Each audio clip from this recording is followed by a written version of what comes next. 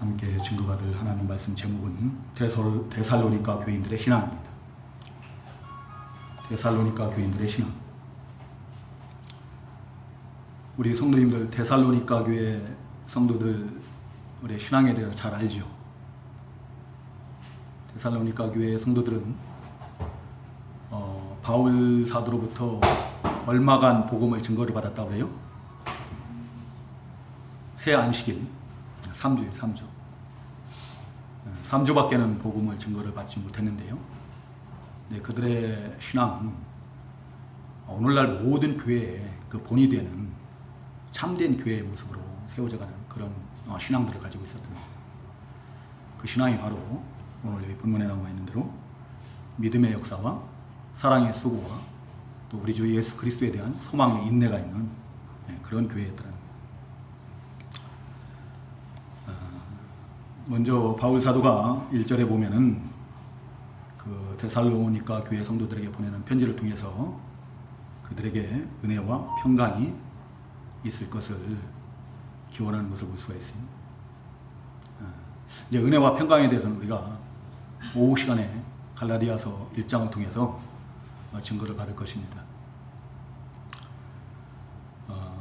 오늘 이 자리에 함께 하신 우리 성도님들에게도 성삼위 하나님의 은혜와 평강이 충만하시기를 주님의 이름으로 축원합니다. 그 다음에 그 문안 인사 다음에 그 2절에 보면은 그 사도와 그 동역자들이 그 데살로니가 교회 성도들로 말미암아서 항상 하나님께 감사했다라고 했어요. 항상 하나님께 감사하고 기도할 때마다 항상 그들을 기억하는. 우리 옛날 성경에서는 그들에 대해서 말했다는 거예요. 그들을 이름 한 사람 한 사람을 부르면서 그들을 위해서 기도했다는 얘기예요. 기도하고 또 4절에 보면은 하나님의 사랑하심을 받은 형제들아 너희를 택하심을 아노라. 자, 너희를 택하심을 아노라 라고 이렇게 선포하는 것을 볼 수가 있는데요. 이것은 사실상 너희는 구원받았음을 내가 아노라, 확신한다 라고 선포하는 거랑 똑같은 거죠. 택함을 받았다는 얘기는 하나님의 은혜로 택함을 받아서 부름을 받고 구원을 받았다는 얘기예요. 구원을 받았다라고 선포를 하고 있는 겁니다. 왜 바울 사도는 이렇게 그들로 말미암아 항상 하나님께 감사할 수 있었고 또 기도할 때마다 그들이 생각이 나고 그래서 그들을 위해서 기도하고 또 그들의 구원을 갖다가 확신을 하고 선포할 수 있었는가? 그 이유는 오늘 이 3절에 나오는 것처럼 앞에서도 잠깐 언급이 된 것처럼 믿음의 역사와 사랑의 수고와 소망의 인내가 있었기 때문이다.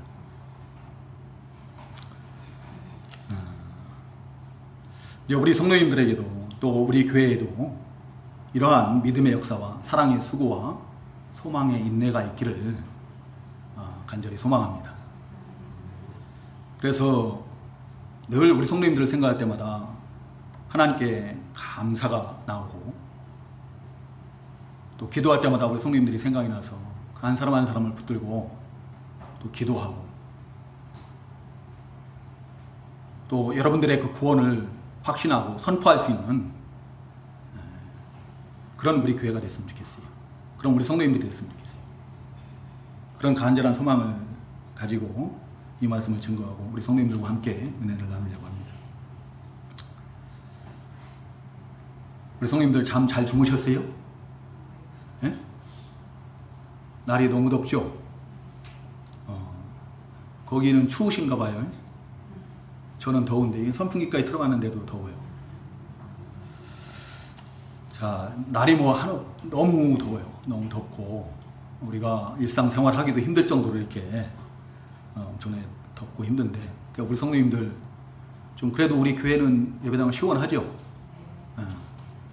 밖으로 휴가나 놀러 가는 것보다 주일날 예배 드리러 오는 것이 더 좋아요. 이제 이 시간 먼저 우리가 데살로니가 교회 성도들의 그 신앙에 대해서 지금 첫 번째는 믿음의 역사가 있었다는 거예요. 믿음의 역사라고 할 때 그 역사라는 그 단어는 그 헬라어 에르고는 그 이루어진 결과 또 나타난 열매, 믿음으로 말미암아서 이루어진 결과, 믿음으로 말미암아서 나타난 열매라고 이렇게 쓰죠. 하나님께서 주신 그 참 믿음에는 반드시 하나님의 역사가 있습니다. 하나님께로부터 난 믿음마다 하나님께서 역사하시나, 하나님의 역사가 반드시 있다. 그 하나님의 역사는 우리들 삶 가운데서 이제 우리의 삶을 통해서 삶의 변화를 통해서 나타나는 거예요. 우리가 예수를 믿었다고 한다면은 변화가 나타나요. 그 변화가 나타나는데 그 변화를 우리가 하나님의 역사라고 하는 거예요. 믿음의 역사라는 믿음의 역사. 우리 성도님들 개개인에게는 어떠한 그 변화가 있었습니까? 그걸 야고보 장로는 야고보서 2장 22절에 보면은 뭐라고 증거하고 있습니까? 한번 차려서 읽어보시기 바랍니다. 행함에 대해서 얘기를 하죠. 야고보서 2장 22절 맞나요?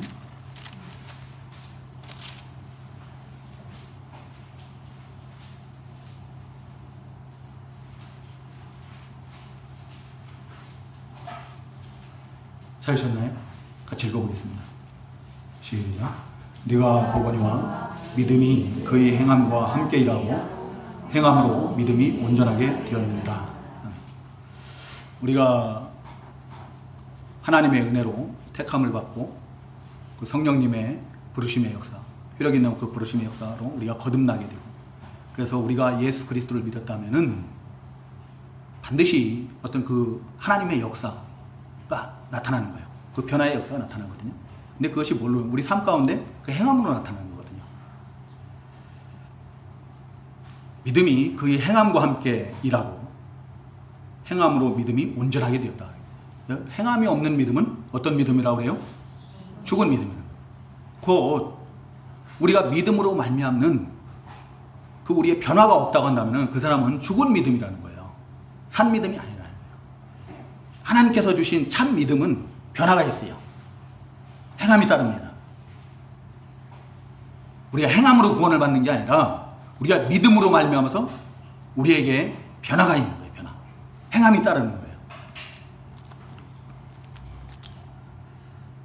제가 어릴 때 부흥 집회 가서 그런 얘기들을 여러 번 들었던 것 같아요. 예수를 믿으면은 술 먹던 자가 술을 끊고, 담배 피던 자가 담배를 끊고, 노름하던 사람이 노름을 끊고 그런다고, 그런 얘기를 여러 차례 들었던 것 같아요. 그 시대만 해도 시골에 가면은 술 먹고 담배 피고 노름하고 이런 것들이 아주 그냥 일상적으로 있는 일이었거든요. 그래서 이렇게 부흥 강사들이 그런 것을 많이 강조를 했던 것 같은데요.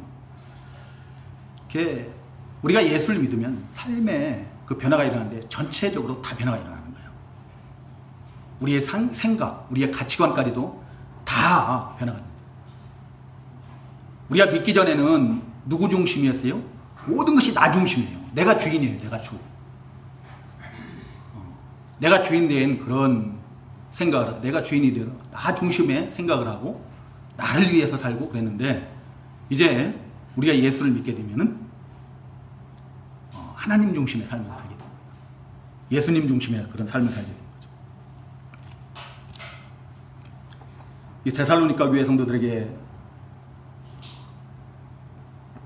나타난 그 첫 번째 믿음의 역사는 회개의 역사입니다.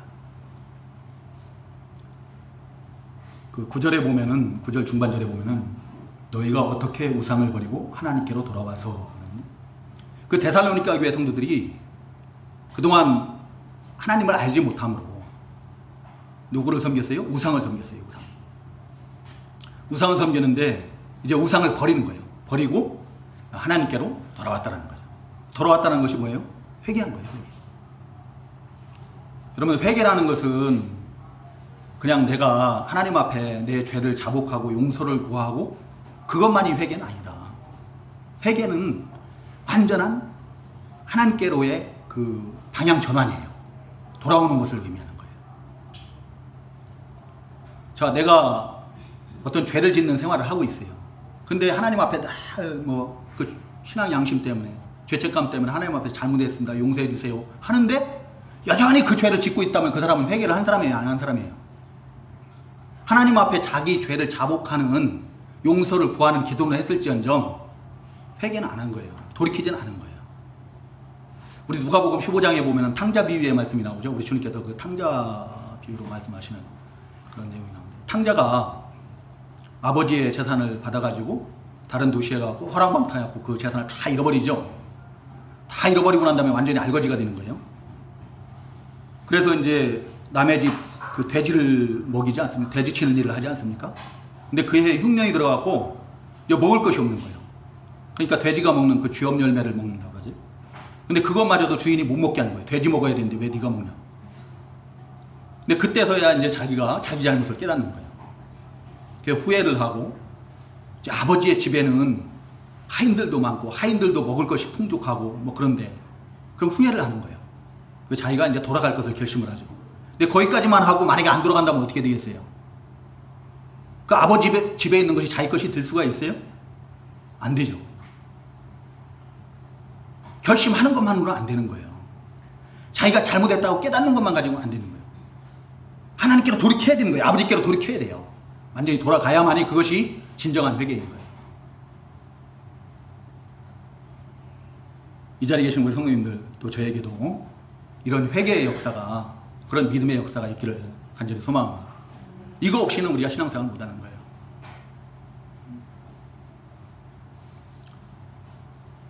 우리가 입술로만 하나님 앞에 늘 잘못했다고 용서해달라고 눈물로 간구하고 그러면서 그 죄를 버리지 못하고, 죄에서 떠나지 못하고 하나님께로 돌이키지 못했다고 한다면은 나는 아직 회개한 자가 아니다, 이거예요. 근데 데살로니가 교회 성도들은 그 우상을 버리고, 자기들이 지금까지 섬겼던 그 우상을 버리고 하나님께로 돌이켰던 그런 회개의 역사가 있었던 거예요. 우리 성도님들 지금 오늘날 우리에게 있어서 우상이 뭔지 너무나 잘 아시잖아요. 이제 지식적으로 너무나 잘 알아요. 뭐예요? 에? 한 가지씩만 얘기해 보세요. 뭐가 우리의 우상이에요? 돈이 우리 우상이에요? 제일 큰 우상은 자기 자신이에요. 나예요, 나. 입술로는 우리가 주여 주여 하는데 주님이 내 주가 아니에요. 내가 주예요. 그래서 주님이 나를 위해서 뭘 해줘야 되고, 주님 뜻이 아니라 내 뜻대로 모든 것을 하려고 하고 그런 거죠. 교회는 나와요. 예배는 해요. 헌금도 하고 11조도 하고. 근데 모든 것을 내 뜻대로 하려고. 내가 주인이죠. 내가 우상이에요. 내가 내려놓지 않으면 안 돼요. 회개를 하게 되면 그런데 나를 내려놓게 되는 거예요. 그 다음에 두 번째, 데살로니가 교회 성도들에게 나타난 믿음의 역사는 두 번째는 뭔가 하면은 하나님의 말씀을 받을 때 기쁨으로 받았다는 거예요. 성령의 기쁨으로 말씀을 받아. 6절에 나와 있죠. 우리와 우리 주를 본받는 자가 되었으니, 그리고 7절에서는 모든 믿는 자의 본이 되었다라고 그래요. 여러분들, 우리가 하나님께로부터 그 선물로 믿음을 받았다고 하면은 하나님의 은혜로 우리가 거듭나고 또 우리가 우리 주님을 믿게 되었다고 하면은 그 하나님의 말씀이 늘 기쁘고 즐거울 수밖에 없어요. 우리 성도님들, 그 하나님의 말씀을 들을 때 기쁨으로 받으십니까? 자, 이 하나님의 말씀은 누구의 감동으로 기록되어진 거예요? 성령의 감동으로 기록되어진 거죠. 성령 하나님의 감동으로 기록돼요.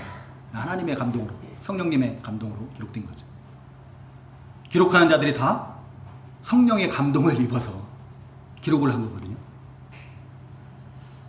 그래서 이 하나님의 말씀을 성령의 검이라고 하거든요. 날선 검이라고 그래요. 성령께서 사용하시는 무기예요. 성령께서 기록하셨고 성령께서 가시고 선포하는 하나님의 말씀이거든요. 성령으로 거듭난 자들은 성령으로 거듭날 때 또 하나님의 말씀을 가지고 거듭나게 하신다고 했잖아요. 그렇죠?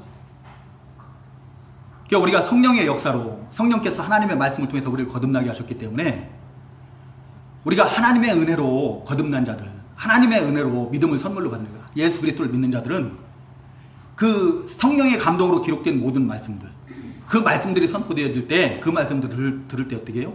마음이 기쁜 거예요. 즐거운 거예요.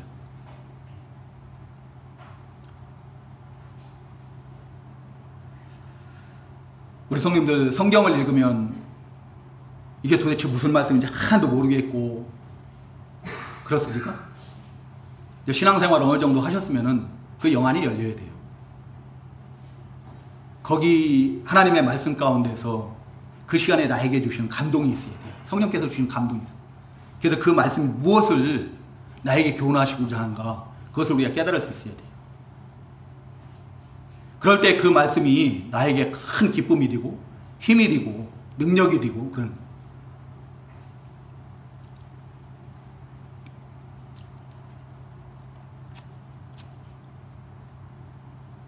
우리가 하나님의 말씀을 들을 때 성령께서 역사하신 줄로 믿습니다.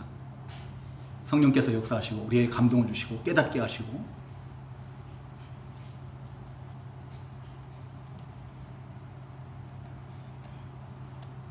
그래서 그 하나님의 말씀이 선포될 때 자기의 그 부패성을 깨닫게 돼요. 죄성을 깨닫게 됩니다. 내가 얼마나 미련하고 연약하고 억만 죄 가운데 있는가 그것을 깨닫게 되고 그래서 그 죄들을 붙들고 하나님 앞에 용서를 구하고 그 죄에서 떠나서 하나님께로 돌이키는 그런 삶을 살게 돼요. 우리가 점점 어떻게 해요? 점점 더 의롭고 선하고 진실하고 경건한 그런 세상 사람들과는 구별된 그런 거룩한 삶을 살게 됩니다. 근데 그러한 삶을 살 때 어떻게 해요? 모든 믿는 자들의 본이 되는 거예요. 모든 믿는 자들의 본이 될 수 있고 또 믿지 않는 불신자들에게도 우리가 칭찬을 받는 거예요. 아, 저 사람은 정말 예수 믿는 사람답다.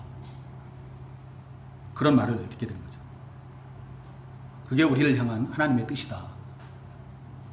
마태복음 5장 그 16절인가요? 거기에 보면은 우리 주님께서 뭐라고 말씀하십니까? 이같이 너희는 세상의 빛이라고 말씀하시고 소금이라고 말씀하시죠? 소금과 빛이라고 이렇게 말씀하시는데 우리를 세상의 빛이라고 말씀하시면서 이같이 너희의 빛이 그 사람들에게 비치게 하여서 너희의 착한 행실을 보고 사람들로 하여금 하늘에 계신 아버지께 영광을 돌리게 하라 라고 이렇게 말씀하시거든요. 우리가 모든 사람들로부터 아, 저 사람은 정말로 의롭다, 진실하다, 경건하다, 선하다, 정말 예수 믿는 사람답다 라고 그건 칭찬을 받는 하늘에 계신 아버지께 영광을 돌리는 그런 삶을 우리가 살아야 된다. 그런 믿음의 역사가 이런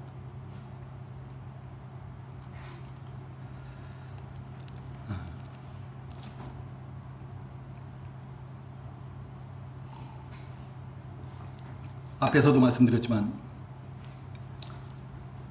데살로니가 교회 성도들은 바울 사도로부터 복음을 얼마간 증거를 받았다고요? 3주. 3주간 복음을 증거를 받았는데 그들이 누구를 본받았어요? 복음을 전하는 바울 사도, 또 그 동역자들, 그리고 누구를 본받아요? 주님을 본받아요. 주님.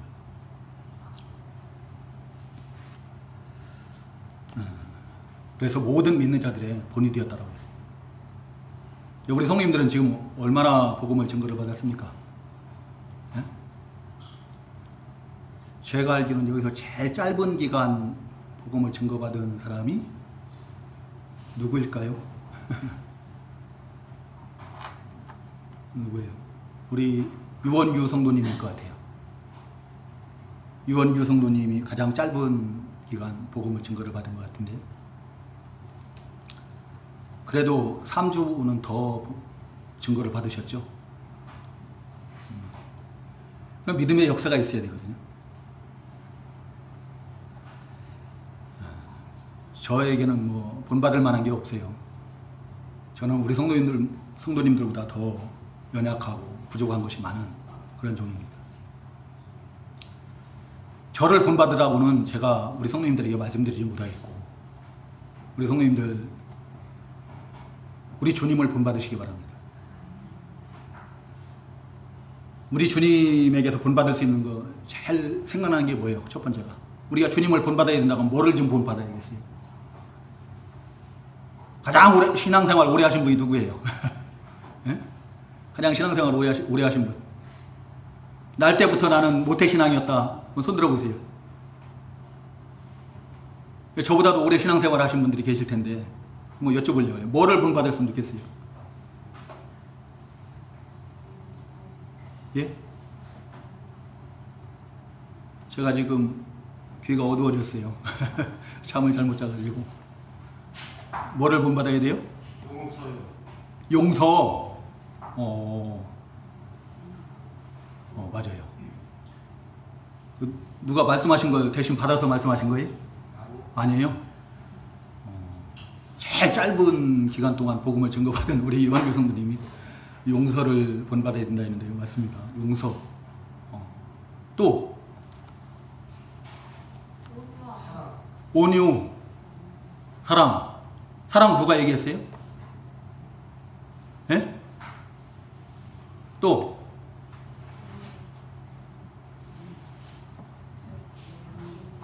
시간이 없어서 빨리 말씀을 드려야 될 것 같아요. 다 맞는 얘기예요. 근데 좀 낮아졌으면 좋겠어요. 우리 주님은 낮아지셔서 그 하늘의 영광 보좌를 하나님이세요. 하나님. 근본 하나님 본체시에요. 근데 하나님으로서 누릴 수 있는 모든 영광을 다 그 보좌를 다 내려놓으시고 우리와 같은 그 육신을 입고 세상에 오셨다. 낮아지십니다. 우리가 나를 내려놓으면은, 우리 주님과 같이 나를 내려놓으면은 우리 주님을 만날 수 있어요. 나를 내려놓지 않으면은 주님 못 만납니다. 주님과의 인격적인 만남은 이루어질 수가 없어요. 우리가 왜 신앙생활을 오래 했는데도 주님과의 인격적인 만남이 이루어지지 않는가? 나를 안 내려놨기 때문이에요. 아직도 내가 주예요, 내가. 그래서 온유함도 찾아볼 수 없는 것이고, 그래서 겸손함도 찾아볼 수 없는 것이고, 그래서 사랑도 없는 것이고, 그런 거 아니에요? 우리 주님과의 인격적인 만남이 이루어지고 그 연합이 이루어져야 되는 거 아니에요. 그 연합이 이루어져야만이 우리가 뭐를 할 수 있어요? 겸손해질 수 있는 거고, 온유해질 수 있는 거고, 우리 주님의 사랑을 본받을 수 있는 거고, 그런 거 아니에요? 우리 주님께서 순종하신 것처럼 우리도 낮아져서 순종해요. 낮아져야만이 순종할 수 있는 거예요. 내가 주인 된 상태에서는 순종이라는 거 없습니다. 내가 주인인데 하나님이 나를 수종되는 자가 돼야 돼요. 내가 물질이 부족하면 그걸 채워줘야 되는 거고, 내가 아프면 병 고쳐줘야 되고, 내가 주가 되어 있는 거예요. 내가 주가 되어 있는데 어떻게 하나님께 순종을 할 수가 있어요? 순종을 한다고 해도 어떤 순종이에요? 믿음으로 말미암는 그런 순종이 아니에요. 자기 의지에서 나오는 그런 순종인 거죠. 그런 순종은 순종이 아닌 거예요. 그건 한계가 있어요. 어느 정도 지나가면은 금방 나는 하나님 없는 게 딱 그래요. 나를 내려놓으시기 바랍니다. 우리 주님처럼 나를 내려놔야 돼요.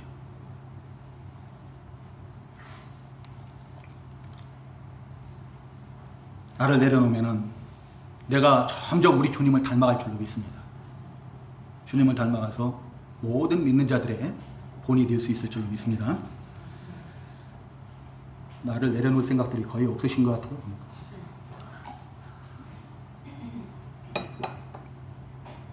그냥 계속 주인된 삶을 살고 싶으시죠? 내려놓으세요. 나를 내려놓을 때 주님, 낮아지신 우리 주님을 만날 수 있고 주님과의 그 영적 연합이 이루어지는 거예요. 그 다음에 그 데살로니가 교회 성도들에게는 사랑의 수고가 있었다. 사랑의 수고. 여러분, 사랑에는 반드시 뭐가 따르는? 수고가 따르게 돼 있어요. 희생이 따르게 돼 있습니다. 그 희생과 수고가 따르지 않는 그 말로만 하는 사랑은 진실된 사랑이라고 할 수가 없죠. 요한일서 3장 18절에 보면 자녀들아, 우리가 말과 혀로만 사랑하지 말고 행함과 진실함으로 하자라고 이렇게 증거하고 있습니다. 우리 주님께서는 요한복음 14장 21절에서 뭐라고 증거하십니까? 나의 계명을 가지고 지키는 자라야 나를 사랑하는 자니, 그렇게 말씀하시지 않나요?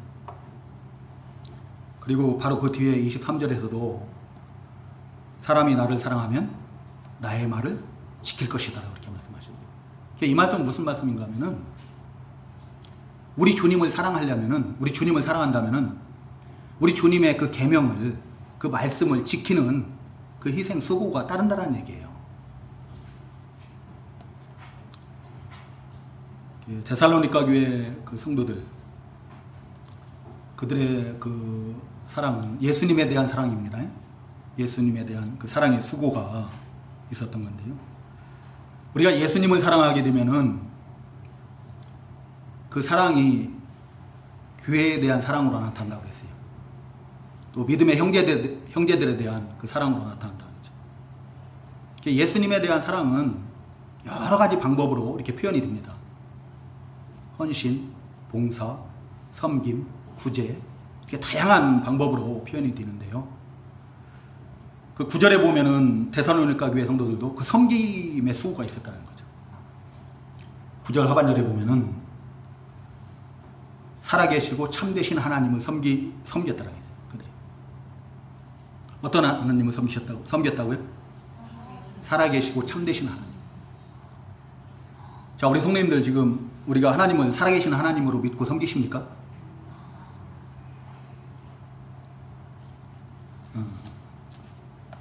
근데 대부분은 살아계신 하나님으로 안 믿는 것 같아요. 정말로 하나님께서 살아계셔서 우리들의 모든 생사복을 다 주관하시고 우리의 중심까지도 다 살피시는 그런 살아계신 하나님으로 우리가 믿느냐는 거예요. 그렇다면 우리가 늘 살아계신 하나님으로 믿는다고 하면 우리는 하나님 앞에서 살 수밖에 없거든요. 늘 하나님과 동행하는, 하나님과 교제하는 그런 삶을 살 수밖에 없는데 과연 우리가 그러냐. 근데 우리 삶 가운데서 우리가 하나님 없이 살 때가 얼마나 많은가 한번 보세요. 자, 손에 그 양심에 손을 얹고 내가 과연 늘 하나님 앞에서 살고 있는가, 아니면 하나님 없이 사는가, 어느 때가 더 많은가를 한번 생각해 보시기 바랍니다. 물론 늘 우리 주님과 동행하는, 주님 앞에서 사는 그런 성도님들도 계실 거예요. 근데 대부분의 많은 성도님들은 예배 드릴 때 외에는 마치 하나님이 안 계신 것처럼 하나님을 전혀 의식하지 못하고 살 때가 엄청나게 많다는 거죠.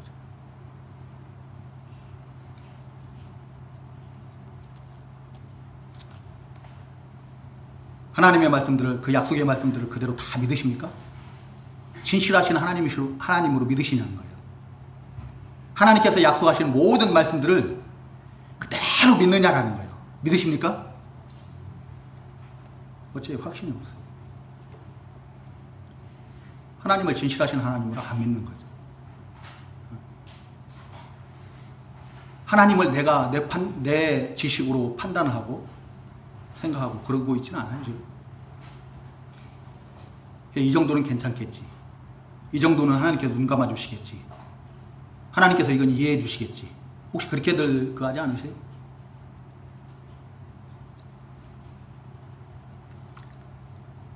자, 우리 교회 성도님들도 우리 주님을 사랑함으로 인해서 그 어떤 그 섬김의 수고들이 있어요.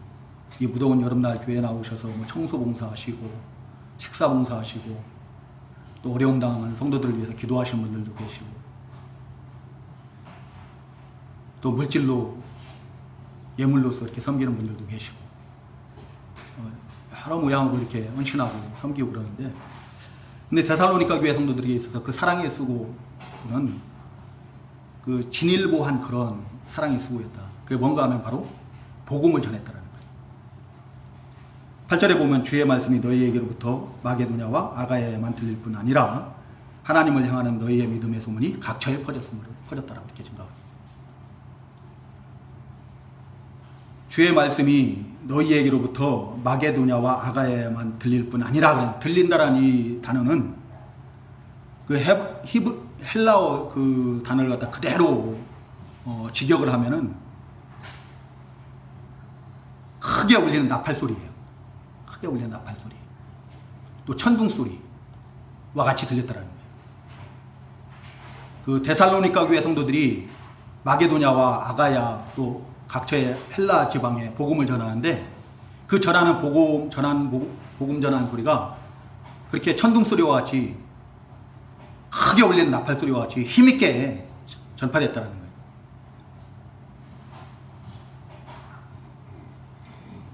열정적으로 전한 거죠. 그 너희에게로부터라고 이렇게 해서 너희에게로부터라고는 그 헬라어 아포히몬이라는 이 단어를 그대로 직역을 하면 너희 입으로부터요. 우리 성경에는 입으로부터가 빠른 너희에게로부터라고 했는데 너희 입으로부터요. 너희 입으로부터라고 함으로 인해서 그들이 복음을 전했잖아요. 그들의 입을 통해서 주께서 주시는 말씀들이 그 헬라 여러 지방에 복음이 전파될 때 열정적으로 선포된 거예요. 힘있게 선포된 거예요. 마치 천둥 소리와 같이 크게 울리는 나팔 소리와 같이 전해졌다는 거예요.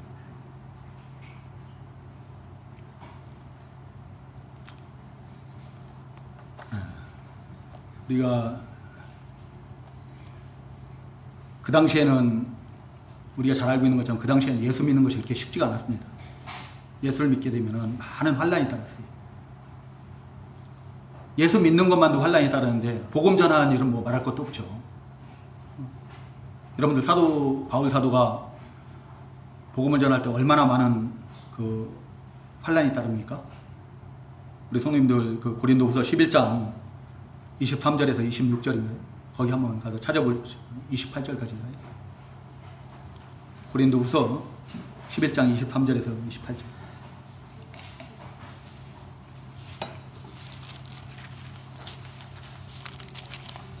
시간이 안 돼서 안 읽으려고 했는데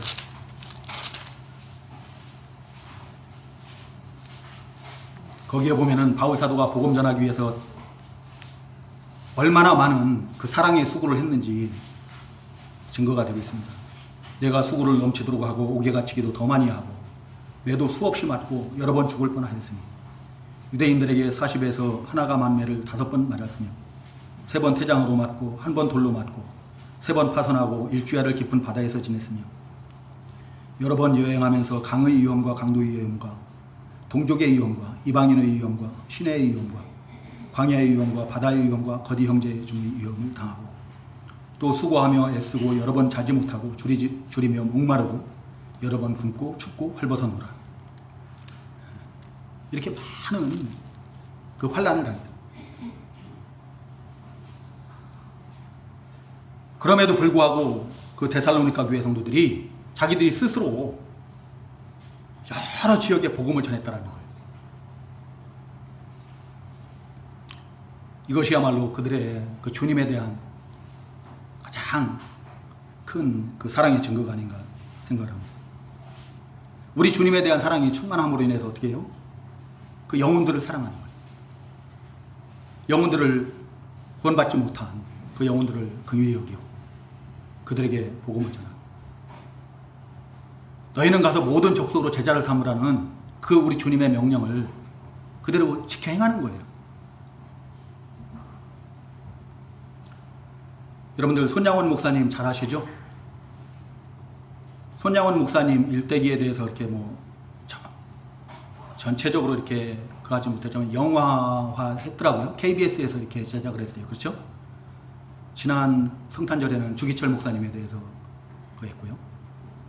그 제목이 우리 성도님들 혹시 집에 가셔서 그 찾아보기 하고 이렇게 볼 수 있는 분들 보시기 바랍니다. 제목이 그 사람, 그 사랑, 그 시절인가 그럴 거예요. 그 사람, 그 사랑, 그 시절. 그런 것 같아요.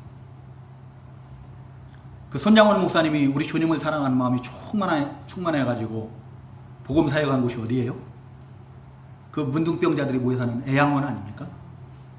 그 애양원에 가서 그 문둥병자들을 그냥 쳐다보기만 해도 웬만한 사람들은 다 질겁을 하고 다 도망가는 그 문둥병자들에게 가서 그들을 돌봐주면서 복음 사역을 하죠.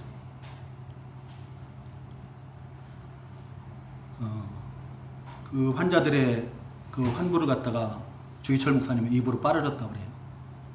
그러면 나을 줄 알고. 그래서 거기에 수천 명 되는 그 문둥병자들이 다 예수를 믿고 구원을 받는 역사가 일어납니다. 지금까지도 그 증거자들이 살아있어요. 그리고 그 자신의 그 두 아들이 죽임을 당하죠. 여순 반란 사건 때. 근데 그 죽인 안재선이라는 사람을 갖다가 그 용서하는 것만으로는 부족하다. 우리 주님께서는 원수를 사랑하라고 했다 그랬어요. 그래서 어떻게 해요? 사랑하기 위해서 양아들로 삼는 거예요. 양아들로 삼아가지고 그 죽은 두 아들을 대신해서 아들로 살라게 하는 거예요. 그 사람이 결국에는 회개하고 예수를 믿고 그 안재선이라는 사람의 아들이 지금은 목사님이 됐어요. 목사님이 돼서 그 복음을 전하는 손장원 목사님을 대신해서 그 두 아들을 대신해서 복음 사역을 하고 있습니다.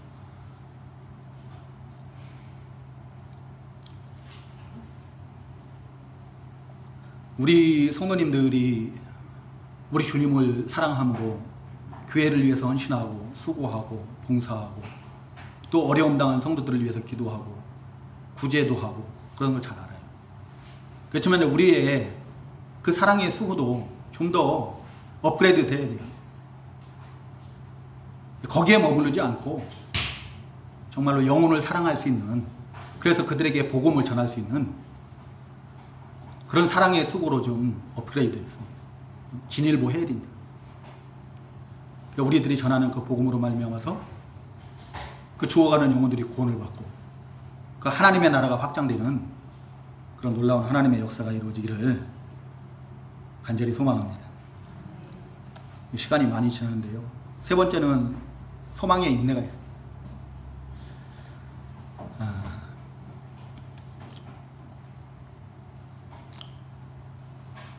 계속 말씀드리지만 그 시대에는 그 예수를 믿으면 큰 환란이 항상 따랐다라는 얘기예요.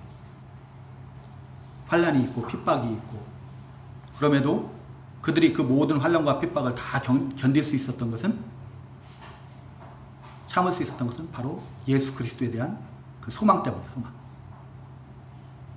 그 예수 그리스도에 대한 소망은 10절에 보면은 우리 주님께서 하늘로부터 강림하실 때 이루어질 것에 대한 그 소망이에요. 우리 주님께서 다시 오실 그때에 뭐가 이루어집니까? 우리의 승리. 지금은 우리가 참 별로 보잘것없죠.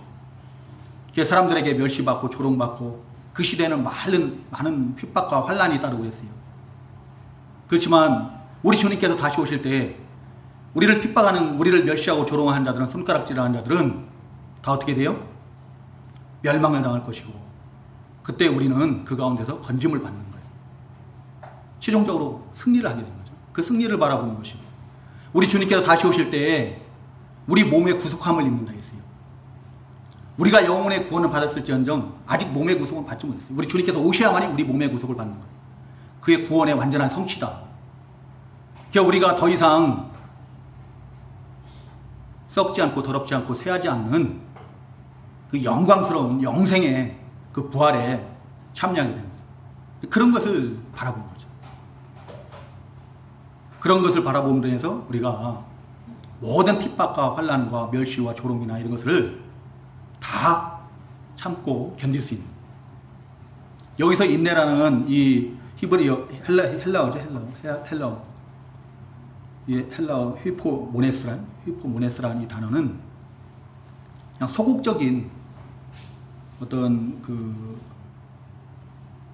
체념을 의미하는 그런 어떤 그 인내가 아닙니다. 극한 상황 가운데서도 꼿꼿하게 버텨내는 그 군인의 그 기상, 용기, 그런 인내예요. 적극적으로 모든 핍박과 환난과 멸시와 조롱 이런 것을 다 대처하는 그런 인내다. 강한 정신력이에요. 그런 인내는 세상 것을 바라보므로 그런 것에 대한 소망으로는 그런 인내가 나올 수가 없다는 거예요. 예수 그리스도를 소망할 때, 우리 주님께서 다시 오실 것을 소망할 때, 그때 이루어질 것들을, 우리 주님께서 약속하신 그 약속들을 우리가 소망할 때 그것을 다 참고 견딜 수가 있다는 거예요. 자, 우리 성도님들 전도해 보시면 어떤 사람들을 만납니까? 내가 전에는 예수 믿었었는데, 교회 다녔었는데, 그런 사람들 많이 만나죠. 근데 지금 안 다녀. 그 사람들이 소망했던 것이 무엇인가를 갖다 물어보면 대부분이 뭔가 하면 예수님은 소망 안 했어요. 뭘 소망했어요? 눈에 보이는 세상의 부귀영화, 그런 것들을 소망하죠. 내가 예수 믿으면 뭐 좀 잘 될 줄 알고, 뭐 형통케 될 줄 알고, 그런 것을 소망하는 거예요. 그러다가 뭐 조금 잘못되면은, 좀 어려움이 따르면 어떻게 해요? 시험에 들고 실족하고 넘어지고 주님을 떠나버리고 그런 거죠. 주님을 바라봐야 되는데, 주님을 소망해야 되는데 세상 것만 바라봐요. 저는 그런 사람들을 볼 때마다 누가 생각나는가 하면 에서가 생각나요. 에서는 원래 장자로서 장자의 축복권이 예정된 사람 아니에요? 그렇죠? 근데 에서가 그 장자의 축복권을 뭐 때문에 팔아요? 배고파갖고 지금 당장에 그 허기진 거, 그 허기를 면하려고 팥죽 한 그릇에 장자권을 팔아버리는 거예요. 우리 하나님께서 우리에게 약속하신 그 모든 그 축복들을 당장 내 눈앞에 보이는 유익, 그 안일함, 그 편안함, 그것 때문에 포기한다고 하면은 그런 사람은 에서와 같은 거예요. 시간이 많이 지났습니다. 우리 성도님들, 히브리서, 골로새 그 앞에, 바로 앞에 골로새서 3장 1절부터 4절까지, 3절까지 한번 4절까지 읽어보겠습니다. 1절부터 4절 읽고 마치겠습니다. 데살로니가 바로 앞에가 골로새서입니다.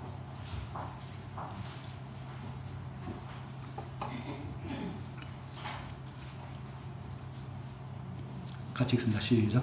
그러므로 너희가 그리스도와 함께 다시 살리심을 받았으면 위의 것을 찾으라.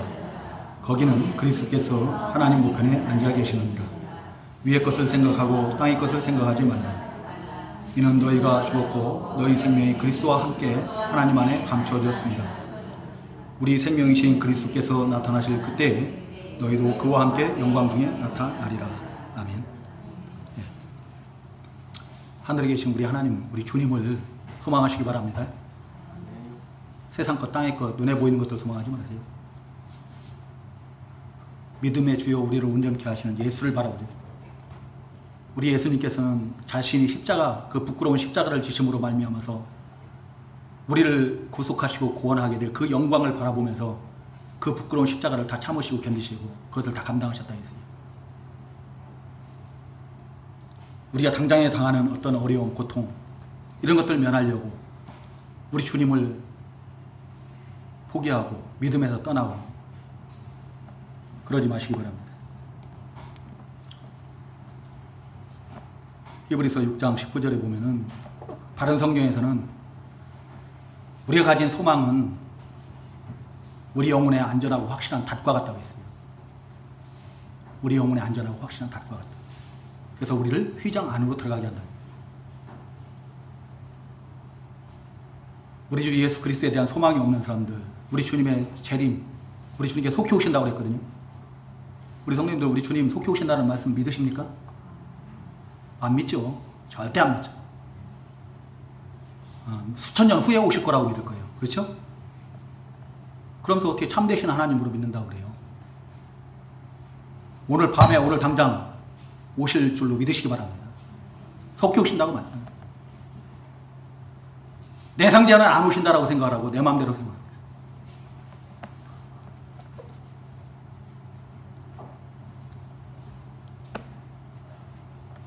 우리 주님을 소망하세요. 우리 주님의 재림을 소망하시고 그 소망으로 모든 그 환난과 또 고난 또 핍박 이런 것까지도 다 이기시는 우리 성도님들 다 되시기 바랍니다. 다 같이 기도하겠습니다.